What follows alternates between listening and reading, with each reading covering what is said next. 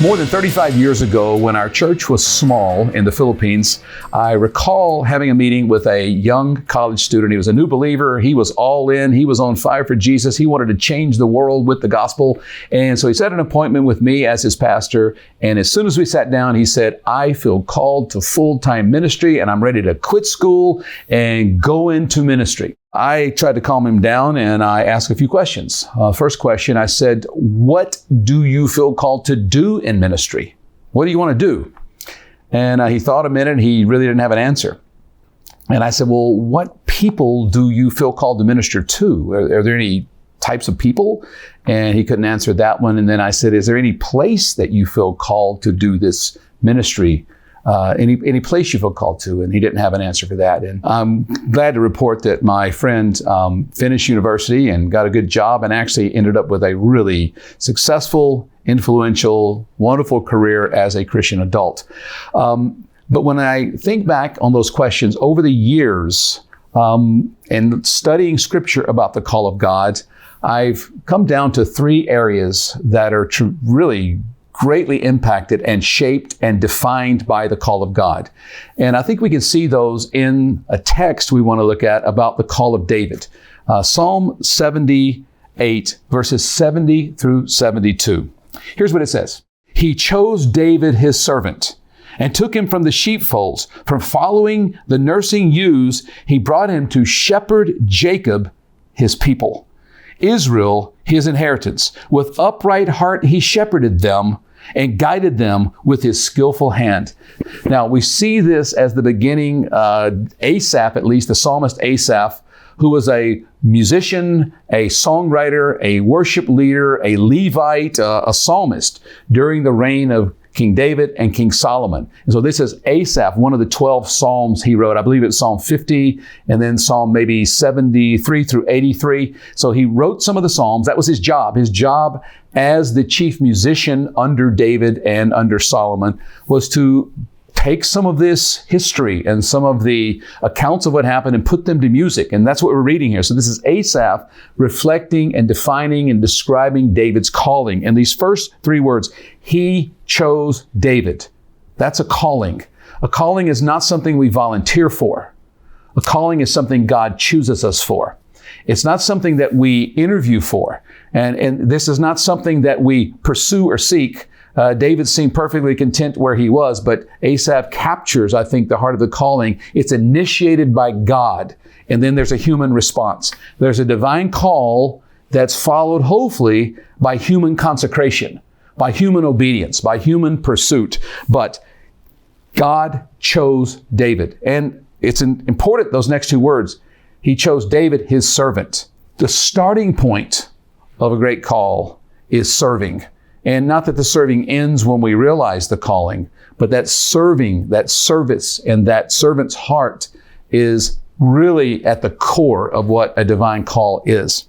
And I need to say this because I mentioned the young Filipino who felt called by God. Really, I think there was an excitement to pursue God and honor God, and he thought full-time ministry was really the only way to do that. And he did end up finding a great career. I think about my three sons. My oldest son felt called into academia and jumped through all the academic hoops to do that. And then as he was doing that, that turned into being one of the people who put together what's now Every Nation Seminary. And he was the launch director for that, ended up being an academic dean and a professor, and eventually then planted a church. And so his calling, one of my sons' calling, was in academia and pastoral ministry.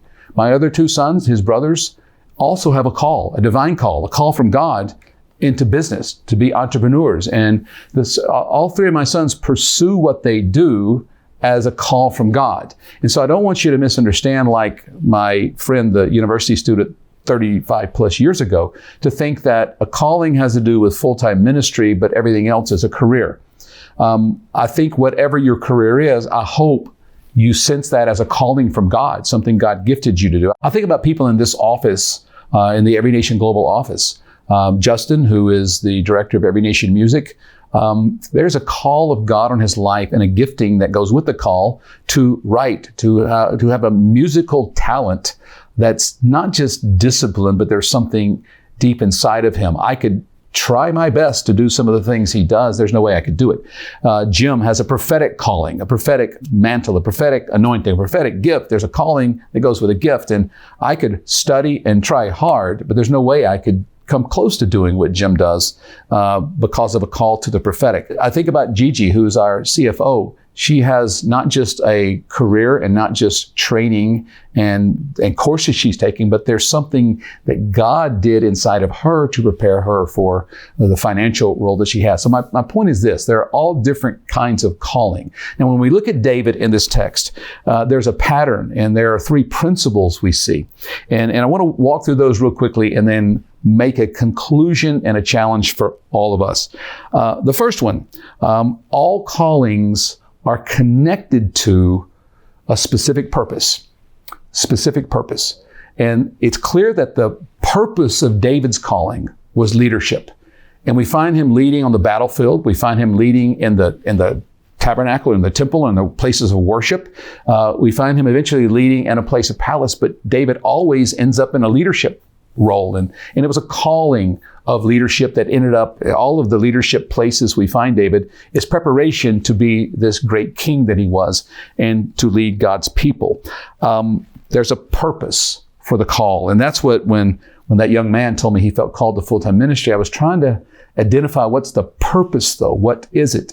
And I know when my wife and I were called to the Philippines, we knew the purpose. We knew why we went there. We knew we were called to plant a church that would reach the future leaders in every aspect of society, whether it's education or finance or arts and entertainment or athletics or government or whatever we felt like. And so then you go, well, where are those leaders? Well, they're on the university campuses. Okay, so then where should we put the church? So all of the parts of the calling go back to the purpose. What is the purpose God's called you to? And with David, the purpose was leadership. Secondly, David's calling brought him to a specific people.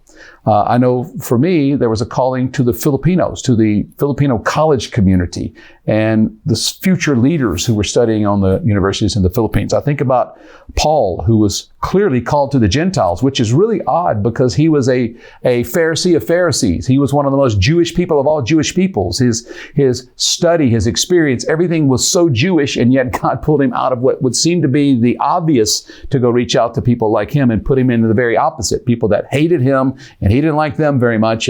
But yet that's how God does it. He calls us to people. So Paul was very clear. He was called to the Gentile people. Peter was very clear. He was called to the Jewish people. I had no confusion about the people I was called to, not just Filipinos in general, but Filipinos on the university, in the university community. And so there is a people. And so when we think about this people, in verse 71, it says that God called David, that he chose David. It says, from following nursing ewes, he brought him to shepherd Jacob, his people. The call, especially the call to leadership, is about people. It's not to lead a kingdom, and it was not to lead the military for David. It was not to lead the musicians. It was to lead people. Yes, he did lead military by leading people. He did lead the worship by leading people. He did lead the kingdom when he led people. So one way or the other, no matter what, whether it's my sons, one called to pastoral ministry and education, the other's called to entrepreneurship. It's still people. We're still called to people no matter what that calling is. And finally, David was not only called with a specific purpose to lead, to a specific people, and it says they were God's people, but also to a specific place. And the purpose and the people determine the place. And so if we're called to this purpose and this people, then what is the best place to do that? And so what it says here is that he took him from, in verse 70. And this is how callings go in terms of place.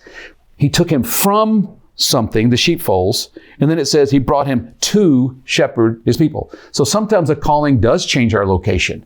It's a from to, and that place. And what is the place? And the place is the best place to do the purpose and to reach those people. So for us to go to Manila's University Belt, the place was logical. The place made sense because there was a purpose and there was a people. Where are those people? What's the best place to fulfill that purpose and to reach those people?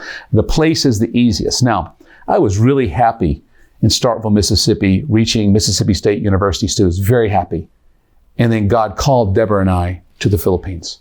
After decades in the Philippines, we were very happy in the Philippines. That was home. And then God called us from there because the purpose that He had for me shifted. And then we went from Manila to Nashville.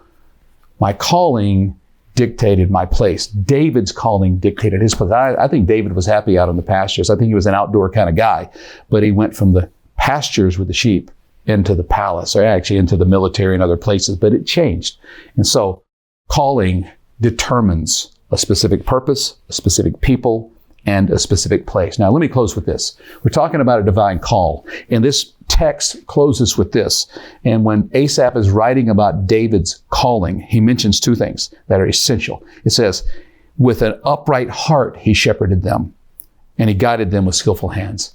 And so the calling, to fulfill a calling, it has to do with the right heart and skilled hands. The right heart is something that happens as we allow God to form us. Skilled hands can be learned. The skills, yes, there are skills that go with every calling. And some people are disciplined enough to develop those skills and acquire those skills. Some people are not. But it really is still rooted in a heart, an upright heart. So let me encourage you. There's a divine calling in your life. No matter what you're doing, no matter what direction your life is going, there is a divine call. But the divine call will only be fulfilled with human consecration. It starts with God, but we have to respond.